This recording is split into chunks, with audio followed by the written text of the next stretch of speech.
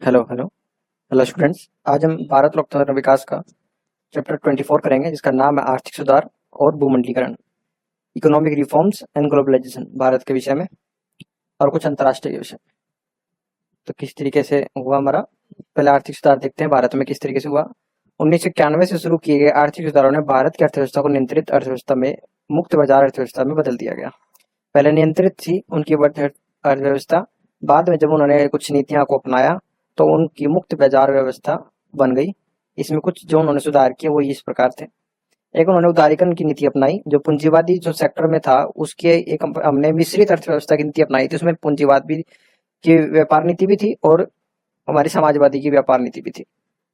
तो उसमें क्या क्या था, उदारीकरण यानी लिबरलाइजेशन। इसमें लाइसेंसिंग, जो लाइसेंस मिलते थे उद्योगों को, उसकी आवश्यकताओं को थोड़ा कम किया गया, जिससे कि उद्योग नए नए ज्यादा खुले और उनको काम करने में आसानी हुई। सरकार की पाबंदी को कम किया गया, सरकारी नियंत्रणों को हटाया गया और निजी क्षेत्र भागीदारी को बढ़ावा दिया गया, यानी प्राइवेटाइजेशन किया गया। ज्यादातर सेक्टरों को, ज्यादातर उद्योगों को सरकार उसमें दखल अंदाजी नहीं करेगी। जो भी प्रॉफिट होगा वो सरकार को, प्रॉफिट का कुछ परसेंट सरकार को देगी, जो भी कंपनियां होंगी।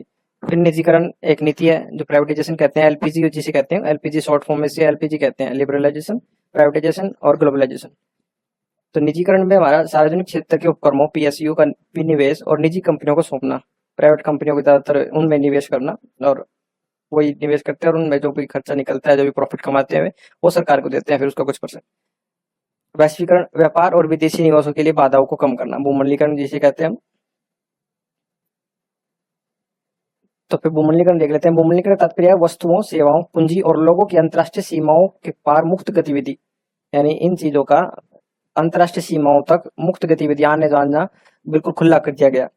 भारत ने 1991 के आर्थिक सुधारों के बाद भूमंडलीकरण की प्रक्रिया को गले लगा लिया। इसका अर्थव्यवस्था पर गहरा प्रभाव पड़ा, जैसे कि व्यापार में वृद्धि हुई, भारत का निर्यात और आयात दोनों में उल्लेखनीय वृद्धि हुई, विदेशी निवेश में वृद्धि हुई। भारत विदेशी प्रत्यक्ष निवेश एफडीआई का एक प्रमुख प्राप्तकर्ता बन गया। अब भारत में बहुत लोग निवेश करने लगी, बड़ी बड़ी कंपनियां, क्योंकि यहाँ पे कम पैसे में इनको रोज वो मिल जाती है, क्या कहते हैं, काम करने वाले। आर्थिक विकास, आर्थिक सुधारों में भूमंडलीकरण ने भारत में उच्च आर्थिक विकास दर को जन्म दिया। रोजगार सृजन, विभिन्न क्षेत्रों में रोजगार के अवसरों की वृद्धि हुई, क्योंकि बड़ी बड़ी कंपनियों ने, एमएनसीज ने यहाँ पर निवेश किया, अपनी कंपनियां लगाई, अपनी ब्रांचेस खोली, तो वहां पर रोजगार सृजन हुआ, वहां पर रोजगार उत्पन्न हुए, लोगों को काम मिला।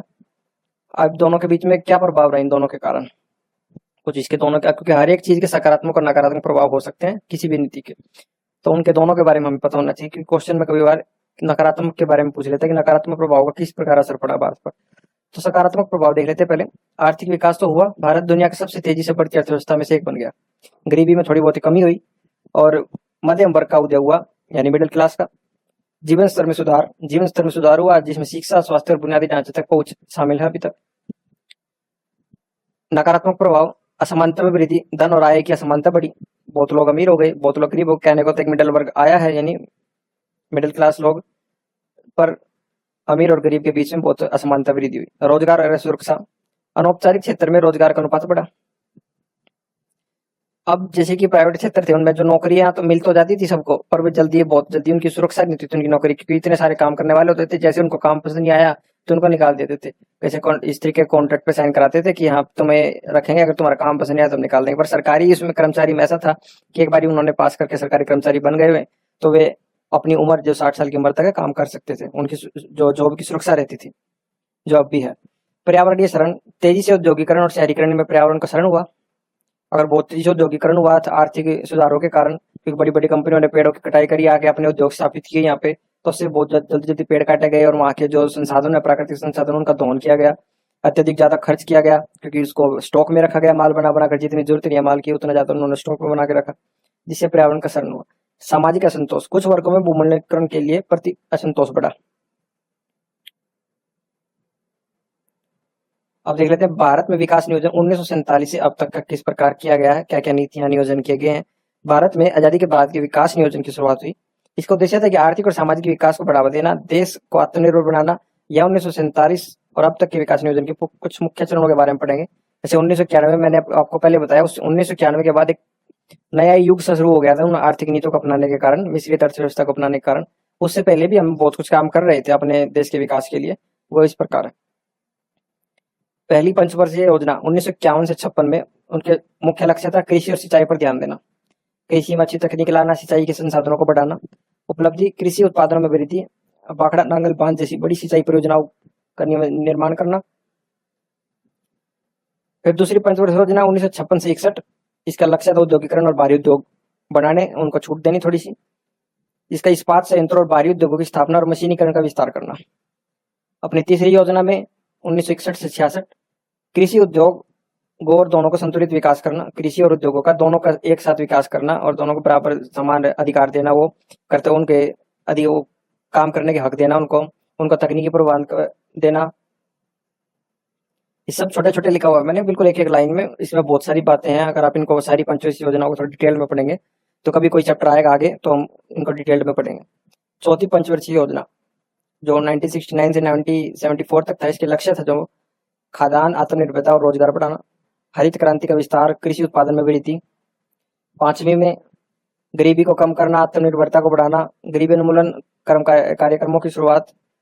छठी में गरीबी उन्मूलन रोजगार सृजन, इंदिरा गांधी की गरीबी हटाओ नीति के तहत कई कार्यक्रम किए गए।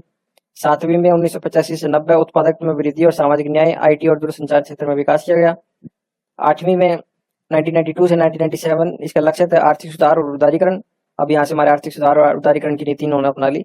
इसके 1991 में आर्थिक सुधार की शुरुआत हुई, विदेशी निवेश और निजीकरण को प्रोत्साहन दिया गया। नौवीं पंचवर्षीय योजना 1997 से 2002, इसका सामाजिक और आर्थिक न्याय, ग्रामीण विकास और सामाजिक सेवाओं पर जोर दिया गया। 10वीं आर्थिक विकास की गति को तेज किया गया और बुनियादी ढांचे में सुधार, आईटी क्षेत्र में तेजी आई। 11वीं पंचवर्षीय योजना में समावेशी विकास, शिक्षा, स्वास्थ्य और ग्रामीण विकास में सुधार किया गया। 12वीं में भी इसी तरीके के सतत विकास और पर्यावरण संरक्षण पर ध्यान दिया गया, ओवरऑल विकास की तरफ ध्यान केंद्रित रहा। इसके कुछ प्रभाव रहे इनके। आर्थिक विकास, सकल घरेलू उत्पाद जीडीपी में वृद्धि हुई, गरीबी में कमी आई, रोजगार में वृद्धि हुई, असमानता अमीर और गरीब के बीच बढ़ती है कुछ खाई सी दोबारा से उत्पन्न होने लगी, पर्यावरण प्रदूषण और प्राकृतिक संसाधनों का अत्यधिक दोहन होने लगा। आज के समय में भारत दुनिया की सबसे तेजी बढ़ती अर्थव्यवस्था में से एक है। गरीबी में कमी जारी है लेकिन अभी भी बहुत काम करना बाकी है। असमानता और पर्यावरणीय मुद्दे प्रमुख चुनौतियां बनी हुई हैं। भारत सरकार सतत विकास और समावेशी विकास पर ध्यान केंद्रित कर रही है। आर्थिक सुधार, उदारीकरण, निजीकरण और विनिमय, व्यापार बाधाओं को कम करना, विदेशी निवेश को बढ़ावा देना, निजीकरण, सार्वजनिक क्षेत्र के उद्यमों का विनाश और विनिमय बाजारों को नियंत्रित करने के लिए कानून और नीतियों को सरल बनाना। अब देख लेते हैं भारत में 1991 से पूर्व जो हमने अभी पढ़ा उससे ही कुछ ऐसी है, किस तरीके की व्यापार नीति थी उनकी। पहले उदारीकरण नीति को अपनाने से पहले 1991 से पहले भारत में व्यापार नीति आत्मनिर्भरता और आयात प्रतिष्ठा पर आधारित थी। इसका उद्देश्य देश को आर्थिक रूप से आत्मनिर्भर बनाना और विदेशी आयात पर निर्भरता कम करना। इन बाहर के जो सामान है उस पर निर्भरता कम थी पहले 1991 से पहले। देख लो, आयात प्रतिष्ठान, इंपोर्ट सब्स्टिट्यूशन, उद्देश्य देश में ही उत्पादन को बढ़ावा देना ताकि विदेशी आयात कम किया जा सके।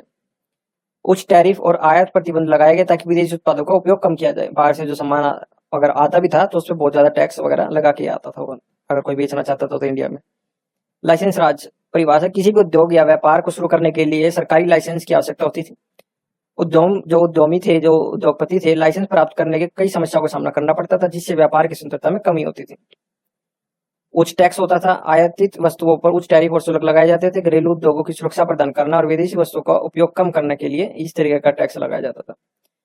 विदेशी निवेश पर प्रतिबंध, रिस्ट्रिक्शन ऑफ फॉरेन इन्वेस्टमेंट, विदेशी निवेश पर कड़े प्रतिबंध थे। केवल कुछ ही क्षेत्रों में विदेशी निवेशों की अनुमति थी, जैसे आईटी सेक्टर वगैरह।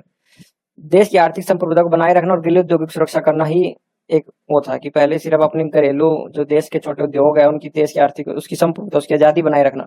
अगर हम दोबारा से इन्वेस्टमेंट लेने लग जाएंगे, क्योंकि जब आजाद हुई थी भारत तो ये नहीं चाह, जब तो बहुत ही गुस्सा भी था बाहर के देशों के लिए उनके कि अब ये तो आजाद हुए हैं, अब उनसे ही हम सामान मंगाने लगेंगे, टेक्नोलॉजी मंगाने लगेंगे। अभी तो हमने गुटनिरपेक्षता की नीति अपनाई है कि हम किसी से कुछ सहायता नहीं लेंगे, पर हम सहायता करेंगे, हम बिल्कुल स्वतंत्र रहेंगे। पर अगर फिर हम अपनाने लगे तो फिर दोबारा औपनिवेशिक काल की तरफ झुकते आ जाएंगे, क्योंकि और कंपनियों का हमारे पर कंट्रोल हो जाएगा, बड़ी ताकतों का कंट्रोल हो जाएगा, क्योंकि उनका सामान अगर हम अपने देश में बेचने लग जाएंगे तो। निजीकरण का अभाव, लैक ऑफ प्राइवेटाइजेशन, अधिकांश उद्योग और सेवाएं सार्वजनिक क्षेत्र से और सार्वजनिक क्षेत्र के उपक्रमों को बढ़ावा देना और निजी क्षेत्र में भूमिका की सीमित रखना था। प्राइवेटाइजेशन बहुत कम था, सरकार के अंदर ही अंडर आती थी काम उद्योग। विनिमय नियंत्रण, एक्सचेंज कंट्रोल, विदेशी मुद्रा पर कड़ा नियंत्रण था। विदेशी मुद्रा की कमी को दूर करना और विदेशी ऋण पर निर्भरता को कम करना ही उद्देश्य था। इन नीतियों के परिणाम देखिए, सकारात्मक परिणाम थे। कुछ प्रमुख उद्योगों में आत्मनिर्भरता प्राप्त हुई थी। सार्वजनिक क्षेत्र के उपक्रमों का विस्तार हुआ था। स्थानीय उद्योगों का संरक्षण मिला था। नकारात्मक धीमी आर्थिक वृद्धि, उच्च मुद्रास्फीति, विदेशी निवेश की कमी, लाइसेंस राज के कारण भ्रष्टाचार और लाल लतीफाशाही जब फैली हुई थी। कुछ गिने चुने लोगों को ही लाइसेंस दिए जाते थे जो जान पहचान के लोग होते थे। 1991 से पूर्व भारत की व्यापार नीति आत्मनिर्भरता और आयात प्रतिष्ठान पर केंद्रित थी। हालांकि इस नीति ने कुछ क्षेत्रों में सफलता हासिल की, लेकिन आर्थिक विकास की गति देने में असफल रही है। 1991 में आर्थिक सुधारों और उदारीकरण के बाद भारतीय अर्थव्यवस्था को महत्वपूर्ण परिवर्तन आए। अब ये 1991 के बाद जब हमने आर्थिक नीति अपनाई, इसमें देश को गंभीर आर्थिक संकट का सामना करना पड़ रहा था इस समय, जिसके कारण सरकार ने कई आर्थिक नीतियां अपनानी पड़ी। इनके पीछे सभी के पीछे बैक स्टोरी रहती है। अगर ये नीतियां इन्होंने अपनाई थी तो इनकी बैक स्टोरी रहती है। आप उनको डिटेल में अगर पढ़ेंगे, अगर हमने पढ़ा भी है ग्रेजुएशन में करते हुए, ये एक 1980 के आसपास बहुत ही बड़ा आर्थिक संकट चला था पूरे दशक में, और जिससे हमने बहुत बाहर से लोन लेना पड़ा था, और उन लोन के कारण भी हम फिर भी कर्जे में आ गए थे। तो हमें इन नीतियों को अपनाना पड़ा था, ना कि हम अपनाना चाहते थे। इन नीतियों को घटकों को उदारीकरण, निजीकरण और भूमंडलीकरण को अपनाना पड़ा। उदारीकरण लिबरलाइजेशन जैसे हमने पहले पढ़ा था। उदारीकरण का मतलब है सरकारी नियंत्रण और प्रतिबंधों को कम करना। इसका उद्देश्य आर्थिक गतिविधियों को बढ़ावा देना और बाजार की ताकतों को स्वतंत्रता देना। इसके अंतर्गत व्यापार, उद्योग और वित्तीय क्षेत्र में सुधार किए गए। इसका प्रभाव यह हुआ कि भारतीय बाजार में प्रतिस्पर्धा बढ़ी और विदेशी निवेश को प्रोत्साहन मिला। अपने निजीकरण में आते निजीकरण का मतलब है सरकारी कंपनियों को निजी क्षेत्र को सौंपना। इसका उद्देश्य था कि सरकारी उद्यमों को कार्य क्षमता बढ़ाना और वित्तीय घाटे को कम करना। इसके तहत कई सरकारी कंपनियों का शेयर बेचे गए और उन्हें निजी कंपनियों में तब्दील किया गया। इससे भारतीय उद्योग जगत में दक्षता, इनक्वालिटी और उत्पादकता, क्वांटिटी में सुधार हुआ। भूमंडलीकरण मतलब भारतीय अर्थव्यवस्था का वैश्विक अर्थव्यवस्था से साथ जोड़ना। इसके अंतर्गत अंतर्राष्ट्रीय व्यापार को प्रोत्साहन दिया गया, विदेशी निवेश की आमंत्रित किया गया। भारत में वर्ल्ड ट्रेड ऑर्गेनाइजेशन WTO के नियमों को अपनाया गया और अपने बाजार की विदेशी कंपनियों के लिए खोला। इससे भारतीय उत्पादकता, तकनीकी सुधार और उपभोक्ता विकल्प में वृद्धि हुई। इन सुधारों के परिणाम स्वरूप भारतीय अर्थव्यवस्था में कई महत्वपूर्ण परिवर्तन हुए। GDP में वृद्धि हुई और विदेशी मुद्रा भंडार में वृद्धि हुई। देश में तकनीकी उन्नति हुई। हालांकि इन सुधारों के कुछ नकारात्मक प्रभाव भी रहे, जैसे आर्थिक असमानता में वृद्धि, रोजगार के अवसरों में कमी। रोजगार के अवसरों में वृद्धि हुई है पर सिक्योरिटी खत्म हुई है उनकी, यानी सुरक्षा नौकरी की। अब नौकरी बहुत जल्दी से निकाल दिए जाते हैं। अब हमारे इस चैप्टर में एक इनके बारे में पेरेटो ऑप्टिमल, इनकी दक्षता, इनकी एक सिद्धांत है, उसके बारे में जिक्र किया गया। अगर आपके क्वेश्चन आ जाएगा एग्जाम में तो इसके बारे में थोड़ा पता होना चाहिए आपको। परेटो ऑप्टिमल या परेटो कुशलता एक आर्थिक अवधारणा है जिसका उपयोग संसाधनों के वितरण की कुशलता को मापने के लिए किया जाता है। इसे इतालवी अर्थशास्त्री विल्फ्रेडो परेटो ने पेश किया था। सरल शब्दों में यह स्थिति तब प्राप्त होती है जब किसी व्यक्ति की स्थिति में सुधार करने के लिए किसी अन्य व्यक्ति की स्थिति को खराब किए बिना कोई और सुधार संभव ना हो। अगर हम इसमें मैंने उदाहरण भी किया। पेरेटो ऑप्टिमल का अर्थ किसी एक व्यक्ति की भलाई को बढ़ाने के लिए किसी दूसरे व्यक्ति की भलाई को कम करना आवश्यक होता हो, जब यहाँ पर यह पेरेटो ऑप्टिमल लागू हो जाती है। इसका मतलब है कि संसाधनों का वितरण ऐसा है कि किसी को बिना किसी को नुकसान पहुंचाए लाभ नहीं पहुंचाया जा सकता। वहां पर ये पेरेटो ऑप्टिमल की ये सिद्धांत लगता है। अगर हम किसी का दूसरे का नुकसान करके अपना फायदा कर रहे हैं तो वहां पर ये पेरेटो ऑप्टिमल। अगर हम किसी दूसरे का नुकसान किए बिना अपना विकास कर रहे हैं, अपना लाभ कर रहे हैं, तो वहां पर ये लागू नहीं होगा, सिद्धांत लागू नहीं होगा। वहां पर सामाजिक न्याय रहेगा। उदाहरण के लिए मान लीजिए कि एक कंपनी में 2 कर्मचारी हैं, अजय और विनय। अजय के पास 70% संसाधन है और विनय के पास 30%। अगर विनय को अधिक संसाधन देने के लिए अजय से संसाधन लेने होंगे तो वर्तमान स्थिति पेरेटो ऑप्टिमल है, क्योंकि हम दूसरे का नुकसान करके तीसरे का पहले का फायदा कर रहे हैं। हालांकि यह स्थिति सामाजिक न्याय के दृष्टिकोण से सही नहीं है, नहीं हो सकती, क्योंकि संसाधनों का वितरण असमान है। अगर समान वितरण करेंगे जब भी सामाजिक न्याय रहेगा। हम दूसरे का ठेस पहुंचा रहे हैं इससे। ये तो आपको कॉन्सेप्ट हो गया। ये नीचे कुछ क्वेश्चन है, 2 क्वेश्चन मैंने ऐड किए हैं, आप इनको पढ़ सकते हैं। विकासशील अर्थव्यवस्था में उदारीकरण, निजीकरण और वैश्वीकरण LPG की प्रक्रिया की व्याख्या करें। जो हमने ऊपर पढ़ा वही चीज है, ये क्वेश्चन आंसर के तौर पर है। ये विकासशील अर्थव्यवस्था में उदारीकरण, निजीकरण और वैश्वीकरण LPG नीतियां आर्थिक विकास और समृद्धि को बढ़ावा देने के लिए अपनाई जाती हैं और अपनाई गई थी भारत में, क्योंकि आर्थिक संकट चल रहा था भारत में उस समय। LPG के घटक है हमारे उदारीकरण, निजीकरण और वैश्वीकरण। इनका इसी तरीके से लिखना अपना घटक, कुछ अलग लिखा जाए तो उनमें यही पॉइंट आपके, उसके तत्व, उसके घटक कुछ भी आ सकता है।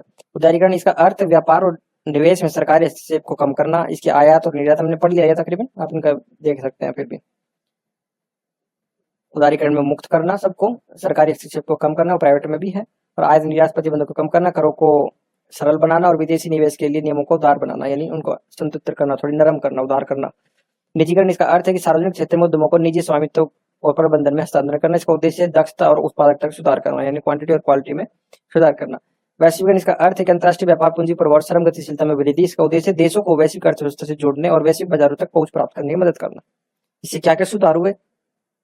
उस 1990 में ये अपनाने से आर्थिक विकास हुआ, विदेशी निवेश में वृद्धि हुई, गरीबी में कमी आई। इसके कुछ आंकड़े हैं इस प्रकार।